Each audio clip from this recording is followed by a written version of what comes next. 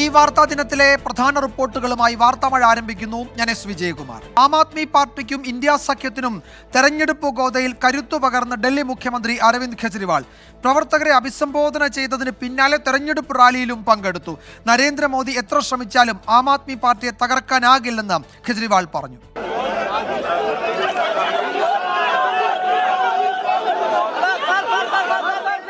ഹനുമാൻ ഭക്തനായ ഡൽഹി മുഖ്യമന്ത്രി അരവിന്ദ് കെജ്രിവാൾ രണ്ടാം വരവിന് തുടക്കം കുറിച്ചത് കൊണാട്ട് പ്ലേസിലെ ഹനുമാൻ ക്ഷേത്രത്തിൽ നിന്ന്. ഭാര്യ സുനിതയ്ക്കൊപ്പമായിരുന്നു ക്ഷേത്ര സന്ദർശനം. പഞ്ചാബ് മുഖ്യമന്ത്രി ഭഗവന്ത് മന്നും ഒപ്പമുണ്ടായിരുന്നു.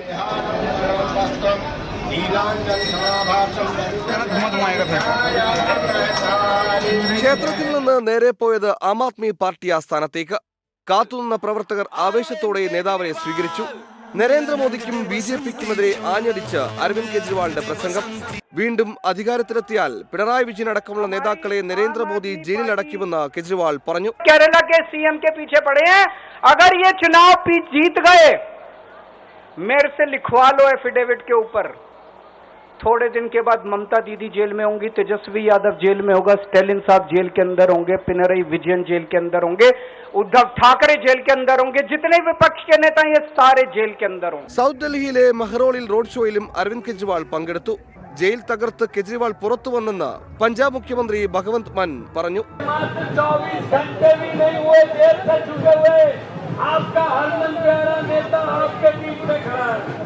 ജയിലിൽ നിന്നും പുറത്തു വന്ന കേജ്രിവാളിന്റെ ആദ്യ റോഡ് ഷോയിൽ 1000-ലധികം വരുന്ന പ്രവർത്തകരാണ് അണിനിരുന്നത്. ഇതേ ആവേശം നിലനിർത്തി കൂടുതൽ റാലികൾ സംഘടിപ്പിക്കാനാണ് ആം ആദ്മി പാർട്ടി പദ്ധതിയിടുന്നത്. ക്യാമറമാൻ മോഹൻ കുമാറിനോടൊപ്പം ആർ അച്യുതൻ, 24 ഡൽഹി. നേരത്തെ പൂർത്തിയാക്കാൻ കഴിയാതിരുന്ന റിപ്പോർട്ടിലേക്കാണ് കടക്കുന്നത്. ബി.ജെ.പിയുടെ ആഭ്യന്തര രാഷ്ട്രീയം തെരഞ്ഞെടുപ്പ് ചർച്ചയാക്കുകയാണ് ഡൽഹി മുഖ്യമന്ത്രി അരവിന്ദ് കെജ്രിവാൾ. ജയിലിൽ നിന്നിറങ്ങിയ ശേഷമുള്ള ആദ്യ പൊതുപരിപാടിയിലാണ് അമിത്ഷായെ പിൻഗാമിയാക്കാൻ നരേന്ദ്രമോദി ശ്രമിക്കുന്നുവെന്ന് കെജ്രിവാൾ വിമർശിച്ചത്. ഒരു പടി കൂടി കടന്ന് യോഗി ആദിത്യനാഥിനെ മോദി അപ്രസക്തനാക്കുമെന്നും കെജ്രിവാൾ പറഞ്ഞു. തൊട്ടു പിന്നാലെ 75 വയസ്സു കഴിഞ്ഞാലും നരേന്ദ്രമോദി തന്നെ ബി.ജെ.പിയെ നയിക്കുമെന്ന് അമിത്ഷാ വിശദീകരിച്ചു. ബി.ജെ.പി പ്രവർത്തകർക്കിടയിൽ ആശയക്കുഴപ്പമുണ്ടാക്കാൻ ലക്ഷ്യമിട്ടായിരുന്നു അരവിന്ദ് കെജ്രിവാളിന്റെ വാക്കുകൾ. പ്രായപരിധി പറഞ്ഞ് എൽ.കെ. അദ്വാനിയെ പോലെയുള്ളവരുടെ രാഷ്ട്രീയ ജീവിതം അവസാനിപ്പിച്ച നരേന്ദ്രമോദിക്ക് 2 വർഷം കഴിഞ്ഞാൽ 75 വയസ്സാകും. ഉത്തർപ്രദേശ് മുഖ്യമന്ത്രി യോഗി ആദിത്യനാഥിനെ തഴഞ്ഞ് അമിത്ഷായെ പിൻഗാമിയാക്കാനാണ് മോദി ലക്ഷ്യമിടുന്നതെന്ന് അരവിന്ദ് കെജ്രിവാൾ. ये मोदी की गारंटी पूरी कौन करेगा? क्या अमित शाह मोदी की गारंटी पूरी करेंगे? जब आप अगर जो वैसे तो मेरे को लगता है मैं अभी आऊंगा उसके ऊपर, मुझे नहीं लगता इनकी सरकार बन रही है, लेकिन जो बीजेपी को वोट देने जाएं वो ये सोच के जाना कि आप मोदी जी के नाम पे वोट नहीं दे रहे, आप अमित शाह के नाम पे वोट दे रहे. നരേന്ദ്രമോദിക്ക് പ്രായപരിധി ബാധകമല്ലെന്ന് അമിത്ഷായുടെ മറുപടി. 2029 നരേന്ദ്രമോദി തന്നെ നയിക്കുമെന്നും അമിത്ഷാ. मोदी जी 75 साल के हो जाए, इससे आपको आनंदित होने की जरूरत नहीं है. ये भारतीय जनता पार्टी के संविधान में कहीं नहीं लिखा है. मोदी जी ही ये टर्म पूरी करेंगे और मोदी जी ही आगे देश का नेतृत्व करते रहेंगे. इसमें भारतीय जनता पार्टी में कोई कंफ्यूजन नहीं है. ये कंफ्यूजन खड़ा करना चाहिए. കേജ്രിവാൾ ജയിലിൽ നിന്നിറങ്ങി ആദ്യ ദിവസം തന്നെ ബി.ജെ.പിയിലെ ആഭ്യന്തര പ്രശ്നം ചർച്ചയാക്കാൻ കഴിഞ്ഞത് നേട്ടമെന്നാണ് ഇന്ത്യ മുന്നണിയുടെ വിലയിരുത്തൽ. അരവിന്ദ് കെജ്രിവാളിനെ മുൻനിർത്തി ആം ആദ്മി പാർട്ടി പ്രചരണം ശക്തമാക്കിയതോടെ പ്രധാനമന്ത്രി നരേന്ദ്രമോദിയുടെ റാലികളുടെ എണ്ണം ബി.ജെ.പിയും വർദ്ധിപ്പിച്ചു. Political desk, 24. മറ്റു റിപ്പോർട്ടുകളിലേക്ക്. 4ാം ഘട്ടം മറ്റന്നാൾ. ICL FinCorp 24 ഇലക്ഷൻ സമർപ്പിക്കുന്നത് ICL FinCorp, the intelligent choice. Powered by Asset, responsibly yours. Laza Premium Gold, the universe's finest ice cream. in association with Durashine Roof and Wall Sheets. ഒരു Tata blue scope steel ഉൽപ്പന്നം. ACCA CMA CA പഠിച്ച് ജയിക്കാനുള്ള ശരിയായ മാർഗം. എലാൻസ് 0% പണിക്കൂലി, 100% സന്തോഷം. Al Muqtadir jewellery group India UAE. MGM Group of Institutions.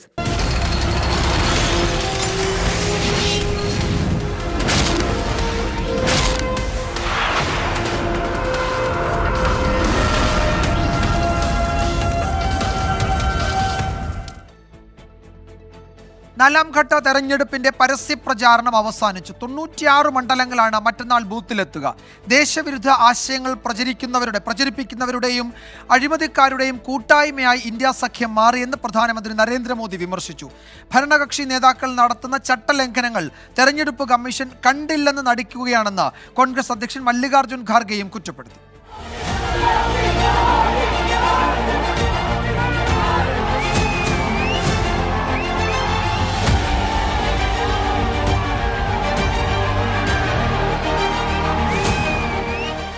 നാലാം ഘട്ടത്തിലെ കുട്ടിക്കലാശവും അത്യന്തം ആവേശം നിറഞ്ഞതായിരുന്നു.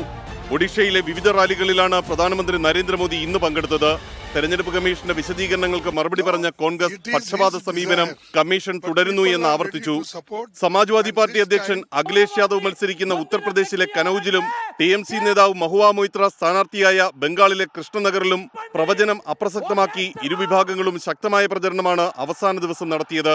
യൂസഫ് പത്താൻ, ആധിർ രഞ്ജൻ ചൗധരി പോരാട്ടം നടക്കുന്ന ബഹ്റാംപൂരിൽ വൈകിട്ടോടുകൂടി പ്രചരണത്തിന് തിരശ്ശീല വീണു. ആന്ധ്രാപ്രദേശ് നിയമസഭയിലേക്കുള്ള തെരഞ്ഞെടുപ്പിനും ഇന്നായിരുന്നു അവസാന പ്രചരണ ദിവസം. 24 ഡൽഹി. കൊല്ലത്ത് 24 പ്രതിനിധി അരുൺ രാജിനെ ആക്രമിച്ച കേസിൽ പ്രതി ജോണിയുടെ അറസ്റ്റ് രേഖപ്പെടുത്തി. വീട്ടിൽ കയറി വെട്ടുമെന്ന് ഭീഷണിപ്പെടുത്തിയതായാണ് FIR.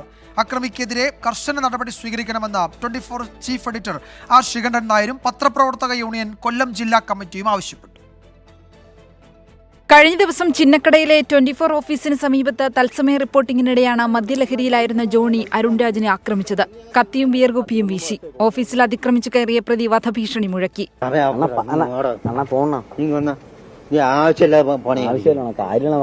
ഇവർക്ക് നമ്മളെ കാണുമ്പോൾ പുച്ഛോ ഇല്ല. ഇവിടുത്തെ 24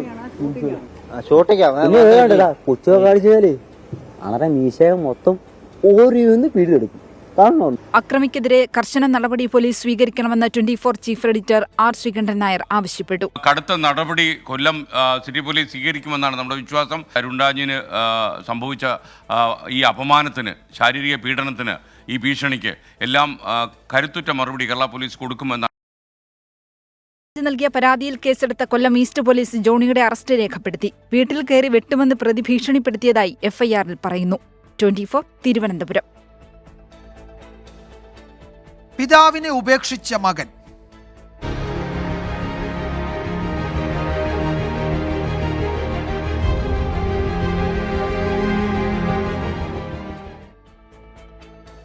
തൃപ്പൂണിത്തുറയിൽ മകൻ ഉപേക്ഷിച്ച കിടപ്പ് രോഗിയായ വൃദ്ധനെ കോതമംഗലത്തുള്ള സഹോദരന്റെ വീട്ടിലേക്ക് മാറ്റി.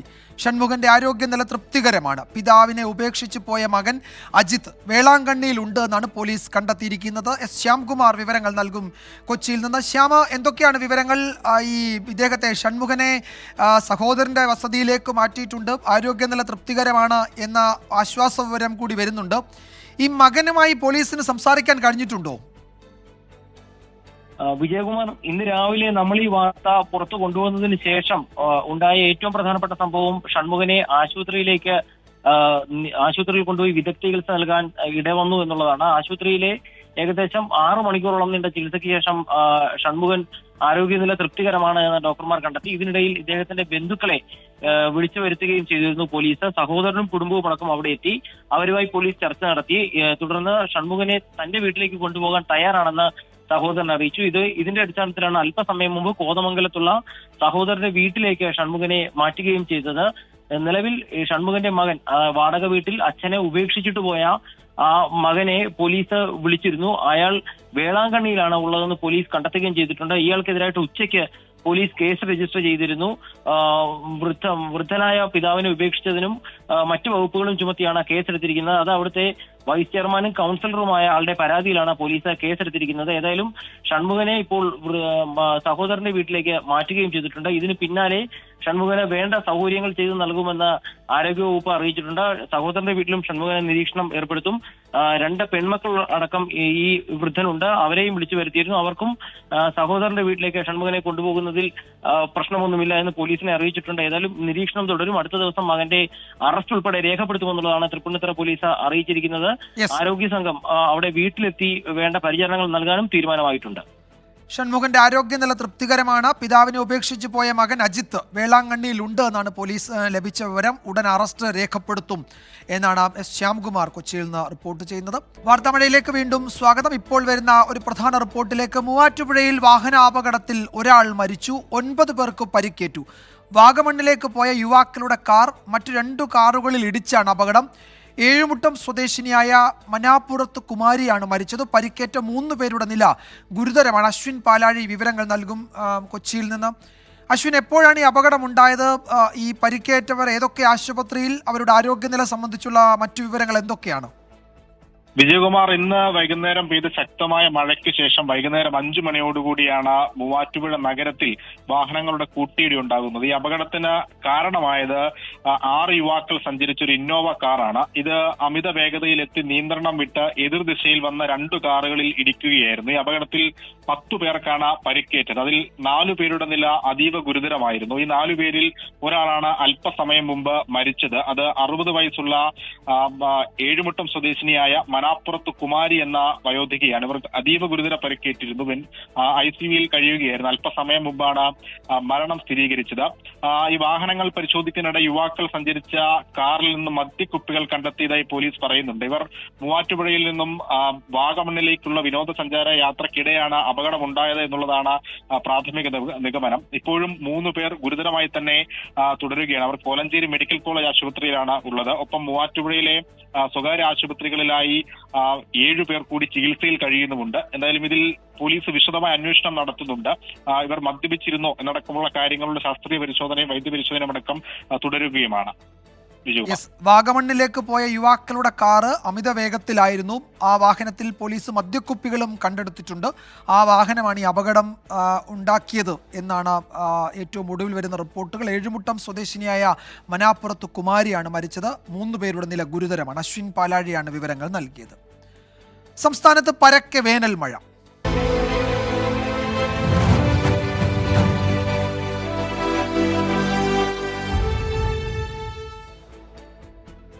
ആശ്വാസമായി പലയിടത്തും ഇന്നും വേനൽ മഴ പെയ്തു. കോട്ടയത്തും കണ്ണൂരും കോഴിക്കോടും ഉടുമ്പൻചോലയിലും ശക്തമായ മഴയാണ് ലഭിച്ചത്.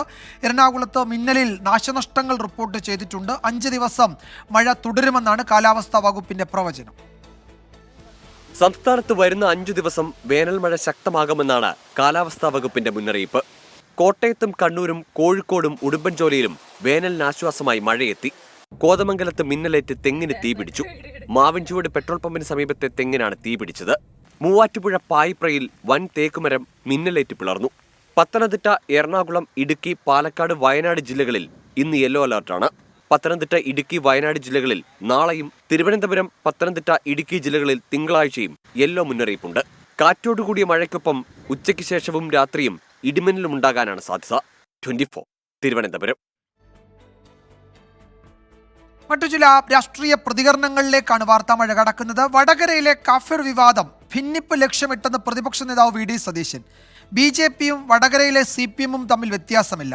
BJP CPM നേതാക്കൾ കേരളത്തിൽ ബിസിനസ് പാർട്ട്നേഴ്സാണെന്നും വി ഡി സതീശൻ പറഞ്ഞു. ഇടതില്ലെങ്കിൽ ഇന്ത്യയില്ല എന്നാണ് പറയുന്നത് പിണറായി വിജയൻ. പക്ഷേ തെരഞ്ഞെടുപ്പിനിടെ ഇന്തോനേഷ്യയിലേക്ക് പോയെന്നും പ്രതിപക്ഷ നേതാവ് പരിഹസിച്ചു. വർഗീയ വിഭജനമുണ്ടാക്കി ആളുകളെ 2 ചേരിയിലാക്കി അതിൽ നിന്ന് രാഷ്ട്രീയ മുതലെടുപ്പ് നടത്താൻ എല്ലാ പ്രസംഗങ്ങളും അത് തന്നെയാണ്. എന്റെ ചോദ്യം, ആ BJPയും ഈ വടകരയിലെ CPMും തമ്മിൽ എന്താ വ്യത്യാസം? 2 പേരും വർഗീയ ധ്രുവീകരണം ഉണ്ടാക്കി അതിൽ നിന്ന് ലാഭം ഉണ്ടാക്കാൻ ശ്രമിക്കുന്നു. CPMും BJPയും തമ്മിൽ അവിശുദ്ധമായ ബാന്ധവം കേരളത്തിലുണ്ട്. BJP നേതാക്കളും CPM നേതാക്കളും തമ്മിൽ ബിസിനസ് പാർട്ട്ണർഷിപ്പാണ് കേരളത്തിൽ ഒരുമിച്ച്. വർഗീയത പറഞ്ഞ് ഇതുവരെ ജയിച്ചിട്ടില്ലെന്നും തന്റേത് വർഗീയ രാഷ്ട്രീയമല്ലെന്നും ഷാഫി പറമ്പിലും വിശദീകരിച്ചു. ഞാൻ നല്ലവനായ ഉണ്ണിയായിട്ടോ ഞാൻ ഹരിശ്ചന്ദ്രനായിട്ടോ അതല്ലെങ്കിൽ ഞാൻ നിഷ്കളങ്കനായിട്ടോ ഒന്നുമല്ല. എനിക്ക് ഒരു കാര്യം കളങ്കമില്ലാതെ പറയാൻ പറ്റും. എനിക്ക് വർഗീയത പറഞ്ഞൊരു തെരഞ്ഞെടുപ്പിൽ ജയിക്കുന്നതിനേക്കാളും ഇഷ്ടം 100 തെരഞ്ഞെടുപ്പിൽ തോൽക്കുന്നതാണ് എന്നുള്ളത് ഞാൻ ഇവിടെ പറയാൻ ആഗ്രഹിക്കുക. സ്ഥാനാർത്ഥി പ്രഖ്യാപനം മുതൽ വിഭാഗീയത സൃഷ്ടിക്കാൻ LDF ശ്രമിച്ചെന്ന് മുസ്ലിം ലീഗ് സംസ്ഥാന ജനറൽ സെക്രട്ടറി PMS സലാം വിമർശിച്ചു. വർഗീയതയ്ക്കെതിരെ വടകരയിൽ UDF സംഘടിപ്പിച്ച ജനകീയ ക്യാമ്പയിനിൽ സംസാരിക്കുകയായിരുന്നു നേതാക്കൾ. നിങ്ങൾ അരിവാൾ ചുറ്റിക നക്ഷത്രമായിട്ട് നിന്നോ, കുഴപ്പമില്ല, അതിന് വോട്ട് ചോദിച്ചോ. പക്ഷേ അതിനപ്പുറത്തേക്ക് മനുഷ്യരെ ശത്രുക്കളാക്കുന്ന, മനുഷ്യരെ പരസ്പരം പോരടിക്കുന്ന രൂപത്തിലേക്ക് മാറ്റി ജീവിതത്തിൽ സമാധാന ഭംഗമുണ്ടാക്കുന്ന ഒരു സ്ഥിതി ഉണ്ടാക്കരുത്. അതിനുള്ള ഒരുപാട് പ്രവർത്തനങ്ങൾ നിങ്ങൾ നടത്തി. തെരഞ്ഞെടുപ്പ് കഴിഞ്ഞ പശ്ചാത്തലത്തിലെങ്കിലും അതൊക്കെ തെറ്റായിരുന്നു എന്ന് തോന്നുകയും ഇനി അത്തരം ശ്രമങ്ങളിലേക്ക് വരില്ല എന്ന് നിങ്ങൾ തീരുമാനമെടുക്കുകയും ചെയ്യേണ്ടതുണ്ട്. പെരിയ ഇരട്ടക്കൊലപാതക കേസിലെ പ്രതിയുടെ മകന്റെ വിവാഹ ചടങ്ങിൽ മണ്ഡലം പ്രസിഡന്റ് പങ്കെടുത്തതിൽ കാസർഗോഡ് കോൺഗ്രസിനുള്ളിൽ പൊട്ടിത്തെറി തുടരുകയാണ്.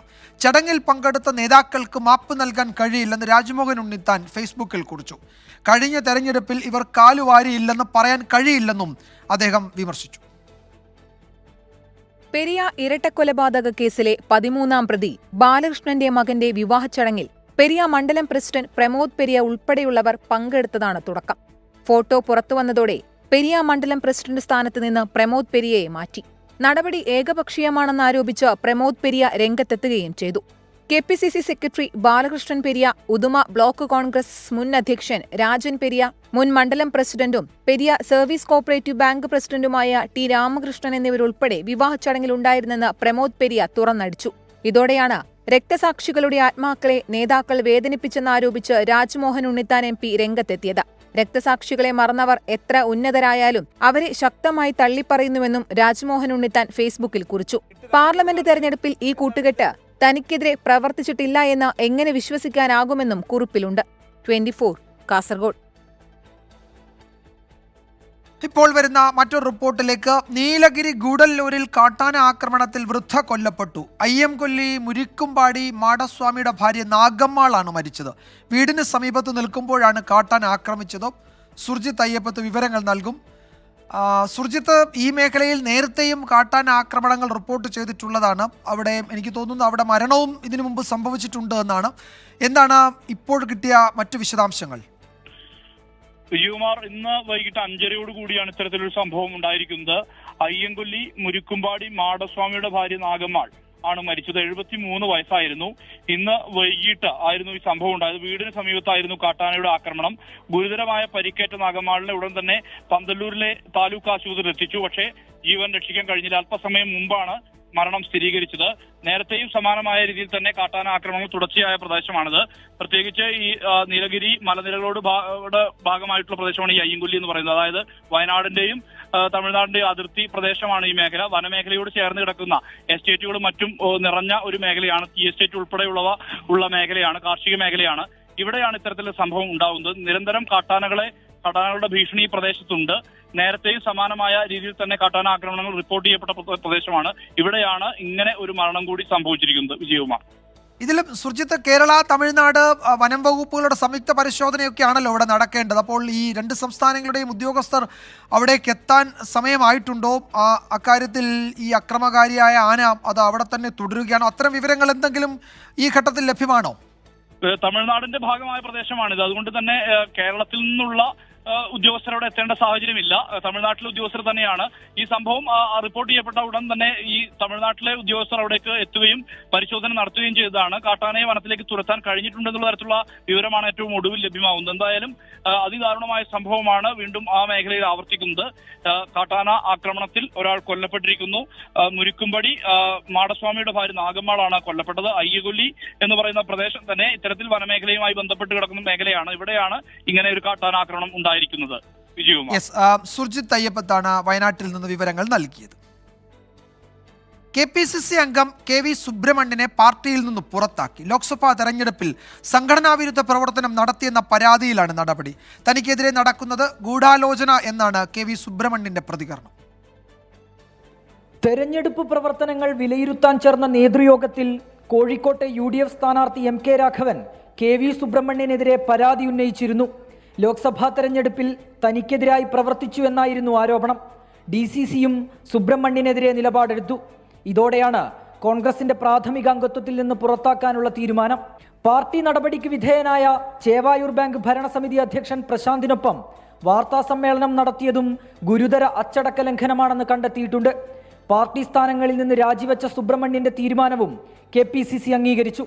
അതേസമയം തനിക്കെതിരെ നടപടിയെടുത്തതിന് പിന്നിൽ ഗൂഢാലോചനയുണ്ടെന്നും മൂവർ സംഘമാണ് പിന്നിലെന്നും KV സുബ്രഹ്മണ്യൻ പ്രതികരിച്ചു. ഇത് ഒരു ഗൂഢാലോചനയുടെ ഫലമായി ചെയ്യുന്ന ഒരു നടപടിയാണ്. KPCC പ്രസിഡന്റിന്റെ വീട്ടിൽ പോയിട്ട് ഞങ്ങൾ സംസാരിച്ചിട്ട് 5 ദിവസം കൊണ്ട് തീർക്കണമെന്ന് 8 മാസം മുമ്പ് പറഞ്ഞ തീരുമാനം അത് തീർക്കാതെ ട്രാക്ക് ചെയ്ത് കൊണ്ടുവന്ന് ഡിസംബർ 31 വരെ കൊണ്ടുപോയതിൻ്റെ പ്രധാന കാരണക്കാരൻ പ്രവീൺ കുമാറാണ്, DCC പ്രസിഡന്റാണ്. കോൺഗ്രസ് നിയന്ത്രണത്തിലുള്ള ചേവായൂർ സഹകരണ ബാങ്കിലെ ഭരണസമിതിയുമായി ബന്ധപ്പെട്ട് തർക്കങ്ങൾ നിലനിന്നിരുന്നു. പാർട്ടി നടപടി നേരിട്ട ബാങ്ക് ചെയർമാൻ GC പ്രശാന്ത് കുമാറിനെ തിരിച്ചെടുക്കണമെന്നായിരുന്നു ബാങ്ക് മുൻ ഡയറക്ടറായ KV സുബ്രഹ്മണ്യന്റെ ആവശ്യം. ഇത് അംഗീകരിക്കാതെ വന്നതോടെയാണ് പാർട്ടി സ്ഥാനങ്ങളിൽ നിന്ന് KV സുബ്രഹ്മണ്യൻ രാജിവെച്ചത്.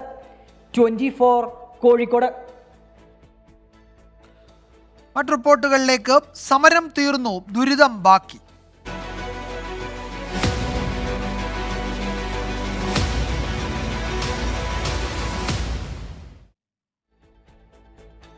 ജീവനക്കാർ സമരം പിൻവലിച്ചെങ്കിലും എയർ ഇന്ത്യ എക്സ്പ്രസ് വിമാന സർവീസുകൾ പൂർവ്വസ്ഥിതിയിലായില്ല.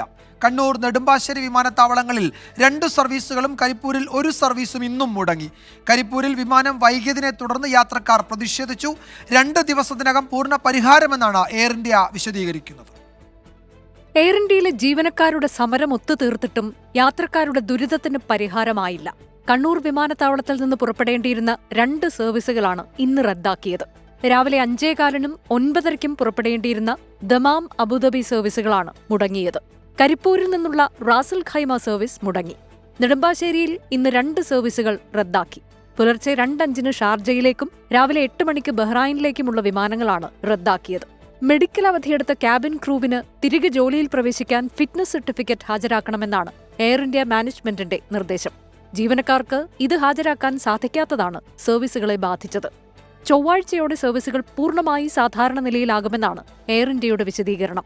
സാങ്കേതിക പ്രശ്നങ്ങളെ തുടർന്ന് കരിപ്പൂർ വിമാനത്താവളത്തിൽ നിന്ന് പുറപ്പെടേണ്ട കരിപ്പൂർ ബഹ്റൈൻ എയർ ഇന്ത്യ വിമാനം വൈകിയതിൽ യാത്രക്കാർ പ്രതിഷേധിച്ചു. രാവിലെ 10:10-ന് പുറപ്പെടേണ്ട ബഹ്റൈൻ വിമാനം വൈകിട്ട് 6:30-നാണ് പുറപ്പെട്ടത്. 24 മലപ്പുറം. ഇപ്പോൾ വരുന്ന മറ്റൊരു റിപ്പോർട്ടിലേക്ക്. വടകരയിൽ UDF പരിപാടിയിൽ സ്ത്രീവിരുദ്ധ പരാമർശവുമായി RMP കേന്ദ്ര കമ്മിറ്റി അംഗം KS ഹരിഹരൻ. അശ്ലീല വീഡിയോയുമായി ബന്ധപ്പെട്ടാണ് അധിക്ഷേപ പരാമർശം നടത്തിയത്. പ്രതിപക്ഷ നേതാവ് VD സതീശന്റെയും UDF സ്ഥാനാർത്ഥി ഷാഫി പറമ്പിലിന്റെയും ഒക്കെ സാന്നിധ്യത്തിലായിരുന്നു ഈ പരാമർശമുണ്ടായത്. CPM-ന്റെ സൈബർ ഗുണ്ടകൾ കരുതിയത് അവർ ചില സംഗതികൾ നടത്തിയാൽ അങ്ങ് തീരുന്ന. ടീച്ചറെ ഒരു പോർണോ വീഡിയോ ഉണ്ടാക്കി ആരെങ്കിലും ഉണ്ടാക്കും? അത് മഞ്ജു വാര്യരുടെ പോർണോ വീഡിയോ ഉണ്ടാക്കിയത് നമുക്ക് കേട്ടോ മനസ്സിലായി. ആരെല്ലാം ഉണ്ടാക്കും? അത് ആരുണ്ടാക്കി? ഇതുണ്ടാക്കിയതിൽ P. മോഹന്റെ മകൻ നികിദാസ് ജൂലിയാസിന് വല്ല പങ്കുണ്ടോ? മിഥില ബാലൻ കോഴിക്കോട് നിന്ന് വിവരങ്ങൾ നൽകും. മിഥില, ഒരു രാഷ്ട്രീയ വിശദീകരണ യോഗം എന്ന മട്ടിൽ UDF-ന്റെ പ്രധാനപ്പെട്ട നേതാക്കൾ, പ്രതിപക്ഷ നേതാവ്, അതുപോലെ മുസ്ലിം ലീഗിന്റെ ജനറൽ സെക്രട്ടറിയും അവിടുത്തെ സ്ഥാനാർത്ഥി ഷാഫി പറമ്പിലൊക്കെ പങ്കെടുക്കുകയും അവർ CPM-നെ കടന്നാക്രമിക്കുകയും ഒക്കെ ചെയ്ത അതേ വേദിയിൽ തന്നെയാണല്ലോ ഇത്തരമൊരു പരാമർശം കൂടി RMP-യുടെ നേതാവിൻ്റെ ഭാഗത്തു നിന്നുണ്ടായത്. അതിനുശേഷം ഈ പ്രതിപക്ഷ നേതാവോ മറ്റോ ഇക്കാര്യത്തിൽ എന്തെങ്കിലും ഒരു പ്രതികരണം നടത്തുകയുണ്ടായോ? വിജയകുമാർ സൂചിപ്പിച്ചതുപോലെ തന്നെ ഈ നേതാക്കളെല്ലാം തന്നെ അവിടെ ഉണ്ടായിരുന്നു. ഇവരുടെ ഒരു സാന്നിധ്യത്തിൽ തന്നെയാണ് ഇത്തരത്തിലുള്ള ഒരു വിവാദ പരാമർശം RMP കേന്ദ്ര കമ്മിറ്റി അംഗത്തിന്റെ ഭാഗത്തും ഉണ്ടായത്. CPM വർഗീയതയ്ക്കെതിരെ നാട് ഒരുമിക്കണം എന്ന ഒരു മുദ്രാവാക്യവുമായിട്ടായിരുന്നു ഇത്തരം ഒരു പരിപാടി അവിടെ സംഘടിപ്പിച്ചിട്ടുണ്ടായിരുന്നത്. ഈ പരിപാടിയുടെ ഉദ്ഘാടകൻ VD സതീശനാണ്. ഒപ്പം തന്നെ സ്ഥാനാർത്ഥി ഷാഫി പറമ്പിലുണ്ട്. ലീഗിന്റെയും അതുപോലെ തന്നെ കോൺഗ്രസിന്റെയും എല്ലാം മുതിർന്ന നേതാക്കളെല്ലാം അവിടെയുണ്ട്. RMP നേതാക്കളുണ്ട്. ഇവരുടെയൊക്കെ സാന്നിധ്യത്തിൽ വെച്ചാണ് ഇത്തരം ഒരു പരാമർശമുണ്ടായത്. അവിടെ നമുക്കറിയാം, കഴിഞ്ഞ കുറച്ച് ദിവസങ്ങളിലായി വടകരയിൽ നടക്കുന്ന അല്ലെങ്കിൽ പ്രചരണങ്ങളുമായി ബന്ധപ്പെട്ടായിരുന്നു ഇത്തരം ഒരു പരിപാടി സംഘടിപ്പിച്ചത്. അതുമായി ബന്ധപ്പെട്ട് സംസാരിക്കവെയാണ് ഇത്തരത്തിലുള്ള ഒരു വിവാദ പരാമർശം RMP നേതാവിന്റെ ഭാഗത്തുമുണ്ടായത്. എന്നാൽ ഇത് കഴിഞ്ഞ് ഒരു പ്രതികരണം തരാനുള്ള ഒരു സാവകാശം നമുക്ക് ലഭ്യമായിട്ടുണ്ടാകുന്നില്ല. ഈ പരിപാടി കഴിയുന്നതിന് മുൻപേ തന്നെ പ്രതിപക്ഷ നേതാവ് ഉൾപ്പെടെയുള്ളവർ അവിടെ നിന്നും പോയിട്ടുണ്ടായിരുന്നു. മിഥില, ഈ വടകരയിൽ നമുക്കറിയാം ലോക്സഭാ തെരഞ്ഞെടുപ്പിൻ്റെ തുടക്കം മുതൽ അവിടെ ഒരു സാധാരണ ജനാധിപത്യ പ്രക്രിയയിൽ ഉണ്ടാകാൻ ഒട്ടും പാടില്ലാത്ത പരാമർശങ്ങളും പ്രചാരണങ്ങളും സൈബർ പ്രചാരണ രീതികളൊക്കെയാണ് അവിടെ കണ്ടതും. അത് വീണ്ടും തെരഞ്ഞെടുപ്പിന് ശേഷവും അത് ചർച്ചയാവുകയാണ്. പക്ഷേ തെരഞ്ഞെടുപ്പിന് ശേഷവും അത്തരം പരാമർശങ്ങൾ ആവർത്തിക്കുന്നു. അതിനെ ചോദ്യം ചെയ്യുന്നവർ, അതിനെ വിമർശിക്കുന്നവർ തന്നെ അത്തരം പ്രചാരണ രീതികളൊക്കെ വീണ്ടും വീണ്ടും വേദികളിൽ ഉന്നയിക്കുന്നു എന്നത് അവിടുത്തെ തെരഞ്ഞെടുപ്പ് ചൂടിനപ്പുറത്തേക്ക് കാര്യങ്ങൾ പോകുന്നതിൻ്റെ സൂചനയാണല്ലോ. അപ്പോൾ ഇക്കാര്യത്തിൽ ഒരുപക്ഷെ കൂടുതൽ വിശദീകരണം കെ രമ MLA പോലെയുള്ളവരുടെയൊക്കെ പ്രതികരണങ്ങൾ ഉണ്ടാകുമായിരിക്കും അല്ലേ, ഈ പരാമർശങ്ങൾ തള്ളിപ്പറഞ്ഞുകൊണ്ട് എന്ന് കരുതാം അല്ലേ? തീർച്ചയായും സൂചിപ്പിച്ചതുപോലെ തന്നെ വടകരയാണ് ഇപ്പോൾ തെരഞ്ഞെടുപ്പ് കഴിഞ്ഞതിന് ശേഷവും രാഷ്ട്രീയം ചർച്ച ചെയ്യുന്നു, വർഗീയത ചർച്ച ചെയ്യുന്നു. ഇപ്പോൾ ഇത്തരമുള്ള പരാമർശങ്ങൾ ഉൾപ്പെടെ വന്ന് വടകരയാണ് ഇപ്പോൾ തെരഞ്ഞെടുപ്പിന് ശേഷവും ഇത്തരം ചർച്ചാ വിഷയമായിക്കൊണ്ടിരിക്കുന്നത്. ഈ ഒരു സാഹചര്യത്തിൽ എന്തുതന്നെയായാലും RMPയുടെ ഒരു മുതിർന്ന നേതാവ്, കേന്ദ്ര കമ്മിറ്റി അംഗത്തിന്റെ ഭാഗത്തുനിന്നുണ്ടായ ഈ ഒരു വിവാദ പരാമർശത്തിന് എന്തുതന്നെയായാലും ഒരു വിശദീകരണം നൽകേണ്ടി വരും, അല്ലെങ്കിൽ ഏത് സാഹചര്യത്തിലാണ് ഇത്തരം കാര്യങ്ങൾ പറഞ്ഞതെന്ന് വ്യക്തമാക്കേണ്ടി വരും. RMPയുടെ നേതാവ് കെ രമ ഉൾപ്പെടെയുള്ളവരുടെ ഭാഗത്തുനിന്ന് പ്രതികരണം തേടേണ്ടതുണ്ട്. എന്തു തന്നെയായാലും വിജയകുമാർ സൂചിപ്പിച്ചതുപോലെ തന്നെ വലിയ രീതിയിൽ ചർച്ചയാവുകയാണ് വടകര. തെരഞ്ഞെടുപ്പിന് ശേഷവും വർഗീയ പ്രചാരണമാണെങ്കിലും ശരി, ഇന്നിപ്പോൾ ഈ ഒരു കെ ഹരിഹരന്റെ ഭാഗത്തുനിന്നുണ്ടായ ഈ പരാമർശമാണെങ്കിലും അതും വരും ദിവസങ്ങളിൽ കൂടുതൽ ചർച്ചകൾക്ക് വഴിവെക്കും എന്ന് തന്നെയാണ് നിലവിൽ നമുക്ക് ലഭ്യമാകുന്ന സൂചന.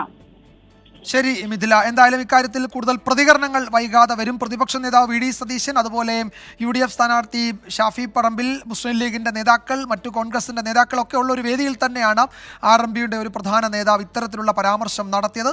RMP നേതൃത്വം അത് തള്ളിപ്പറയുമോ, ഈ നേതാവിൻ്റെ പരാമർശം തിരുത്തുമോ, ഈ നേതാവ് അത് തിരുത്താൻ തയ്യാറാകുമോ എന്നൊക്കെയാണ് ഇനി അറിയേണ്ടത്. ആ പ്രതികരണങ്ങളാണ് നമ്മൾ അടുത്ത മണിക്കൂറിൽ പ്രതീക്ഷിക്കുന്നത്. വാർത്താമഴയിലേക്ക് വീണ്ടും സ്വാഗതം. ഭീതിയൊഴിയാതെ കാടതിർത്തികൾ.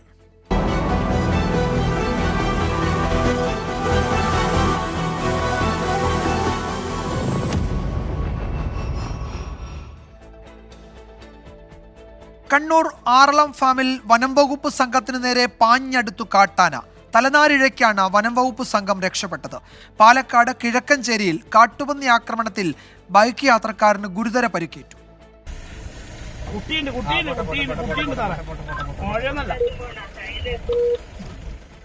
ആറളം ഫാമിലെ 6-ാം ബ്ലോക്കിൽ കാട്ടാനയെ തുരത്താനെത്തിയ വനംവകുപ്പ് സംഘത്തെയാണ് കാട്ടാനയും കുട്ടിയാനയും ആക്രമിക്കാൻ ശ്രമിച്ചത്. ഇരിട്ടി ഡെപ്യൂട്ടി റേഞ്ചറും ജീവനക്കാരും സഞ്ചരിച്ച ജീപ്പിന് നേരെ ആനകൾ പാഞ്ഞെടുക്കുകയായിരുന്നു. തലനാരിഴയ്ക്കാണ് ഉദ്യോഗസ്ഥർ രക്ഷപ്പെട്ടത്.